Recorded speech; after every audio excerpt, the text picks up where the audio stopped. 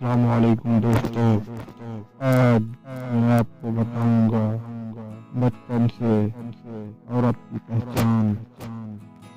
Number 1, 3 साल की उम्र में बोलने वाली औरत कमजोर ज़हीन होती है। नंबर 2, 3 साल की उम्र में चलने वाली औरत ज़हीन होती है। नंबर 3, जिस औरत के 2 साल की उम्र में दांत निकले हों वो जिंदगी के हर मोड़ में कामयाब होगी। नंबर 4, 4 साल की उम्र में